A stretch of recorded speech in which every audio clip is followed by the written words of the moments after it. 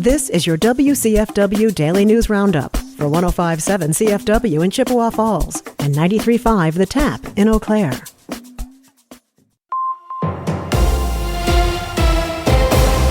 105.7 CFW News, I'm James Kelly.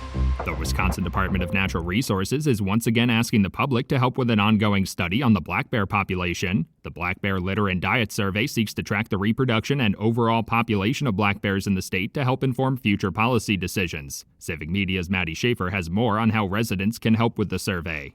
The research team is accepting any den reports, but is specifically looking for dens in bear management zones C, E, and F, which covers central and southern Wisconsin. Bear cubs are typically born in late January and early February, and this time of year is often when people discover dens, because they can hear cubs squeaking, grunting, or humming while nursing inside. The Black Bear Litter and Diet Survey will generate new estimates of black bear reproductive rates within each of the state's bear management zones, and the estimates will improve the accuracy of the population models in each zone.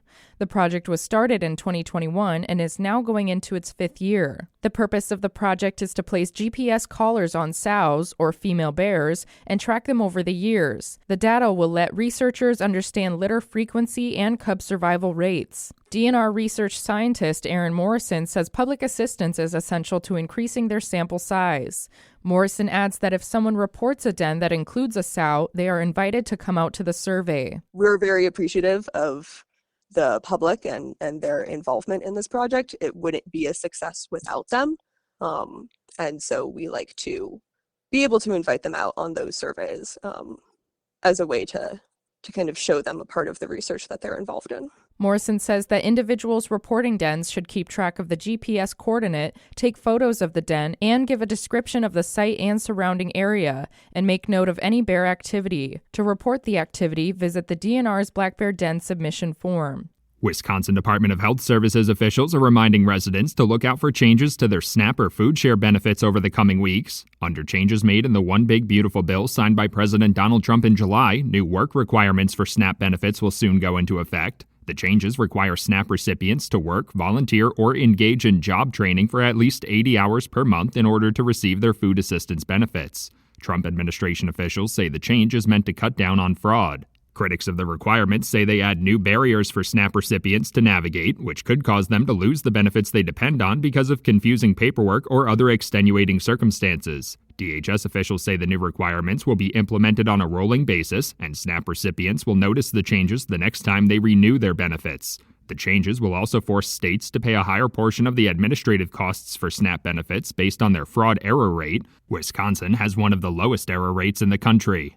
The Wisconsin Department of Natural Resources recently released its food waste evaluation, studying ways the state can reduce the amount of food waste ending up in landfills. According to the evaluation, around 4.5 million tons of waste was put into Wisconsin's landfills last year, about 20% of which is estimated to be food waste. Food waste covers anything that was previously edible, as well as scraps like bones or shells. The Department of Natural Resources is working to cut the amount of food waste in the state in half by 2030. Current proposals to reach that goal include things like expanding the available food waste processing options in the state, promoting more food donations, and using certain kinds of food waste as animal feed. An estimated 15% of food waste is ending up in landfills, the second highest percentage destination after food waste being used for land application. With the evaluation complete, DNR officials will begin meeting with community leaders and state government officials to explore new options and incentives for reducing food waste. Wisconsin Secretary of State Sarah Godlewski was in the Chippewa Valley on Wednesday to announce a significant funding boost for public school libraries across the state. During a visit to Memorial High School in Eau Claire, Secretary of State Godlewski announced $73.5 million in funding for public school libraries this year. The total represents a roughly 5% increase in funding over 2025. The libraries can use that funding for a wide variety of needs, ranging from getting new books to implementing new technology and making more research materials available. The Wisconsin State Legislature's Joint Committee on Finance has unanimously passed legislation for nearly $2 million to support homeless veterans in the state. The funding for the Veterans Housing and Recovery Program is meant to address the closure of Klein Hall in Chippewa Falls and its counterpart in Green Bay last year. The new grant program would award a $25 per diem payment per veteran housed to nonprofits and other organizations that provide housing and support services for veterans struggling with homelessness in the state.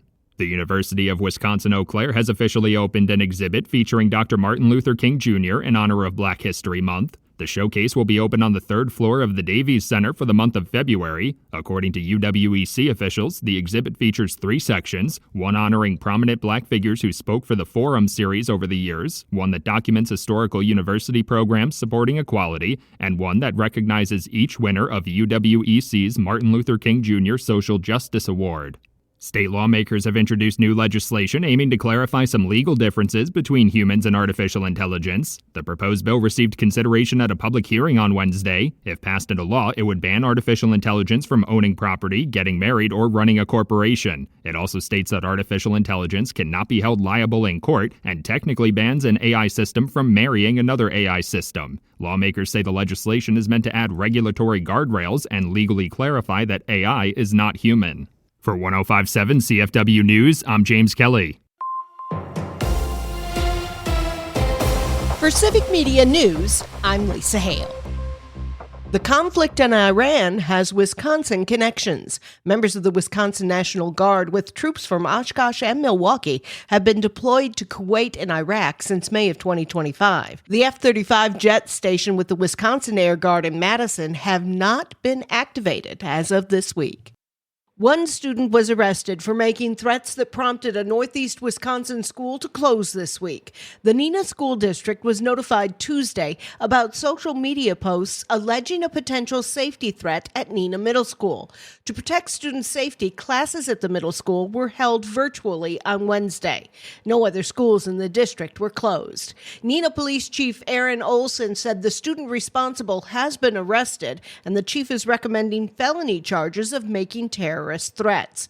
No details about the student have been released except that he is a male. According to the latest Marquette Law School poll conducted in mid-February, Wisconsin's registered voters have a negative opinion of how the Immigration and Customs Enforcement, or ICE, has been enforcing immigration laws. 56% of those polled disapproved and only 44% approved.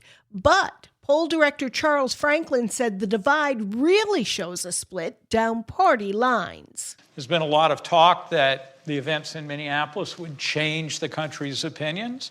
I think it probably does change independents some, but it's certainly not evaporating support for ICE among Republicans. Among Republicans, 87% approve of how ICE is doing its job, while 76% of independents and 97% of Democrats disapprove. The latest Marquette poll has a margin of error of plus or minus 4.3. I'm Lisa Hale, Civic Media News. There's a possible new name in the gubernatorial race on the Republican side. Waupun Mayor Ron Bishop says he's considering a run because Republicans need a new message and, quote, someone who will cheerlead for Wisconsin like Tommy Thompson did, end quote. Bishop has been critical of Congressman Tom Tiffany for rejecting the 2020 election results and says voters are tired of Washington politics. Bishop plans to make a final decision after exploring if he can raise the funds for a statewide campaign. Proposed legislation in the Wisconsin State Senate would restore some legal protections for individuals who provide aid to someone suffering from an overdose. Civic Media's James Kelly has that story. The bill is currently being considered by the State Senate Committee on Mental Health, Substance Abuse Prevention, and Children and Families. If passed into law, an individual who calls 911 for someone during an overdose would be immune from prosecution and a revocation of their parole, probation, or extended supervision for drug possession or drug-related materials. Those protections previously existed under Wisconsin Act 33, which was passed into law in 2017. Act 33 also included the expanded protections for individuals who were on parole, probation, or extended supervision, but the expanded protections were temporary and expired in 2020. This bill would restore those protections permanently. Lawmakers say the goal is to encourage people to call for help immediately to save lives without fear of negative consequences. For Civic Media News, I'm James Kelly. A senator from Wisconsin says she's opposed to Brad Schimmel continuing as interim U.S. attorney for the Eastern District of Wisconsin when his temporary appointment expires this month. Tammy Baldwin said she's concerned about political partisans filling the justice system. Now, the U.S. Attorney General positions require Senate approval, but President Trump appointed Schimmel to be the interim U.S. Attorney for the Eastern District of Wisconsin. Interim appointments are limited to only 120 days. Baldwin said, quote, "Sometimes it's hard, but getting the right person who will uphold the rule of law, not pledge loyalty to the president, is more important than ever," end quote.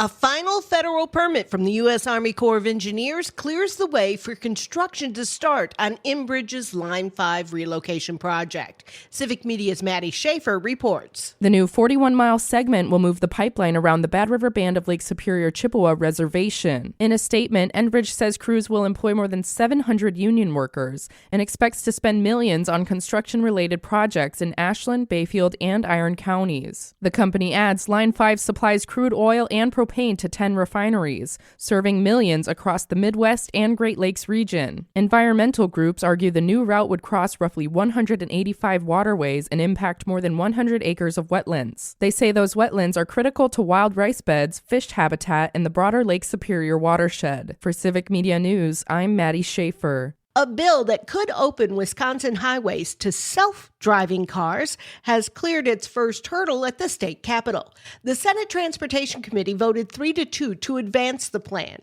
It would create a board to test and regulate the vehicles and to make sure companies are liable for any damage or injuries. Supporters see it as a way to improve safety and mobility. Motorcycle advocates warn it could lead to more crashes. For Civic Media News, I'm Lisa Hale. For news anytime, visit our website at civicmedia.us.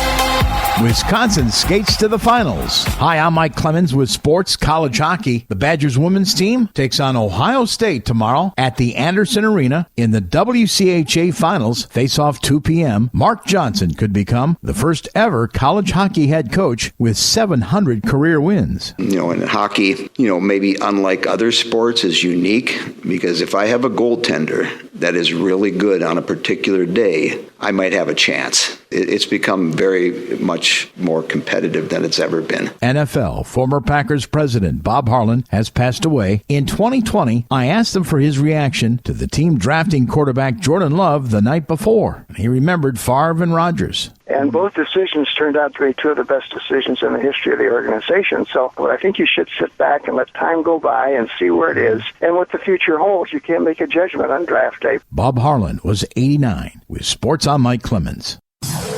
Chippewa Valley weather.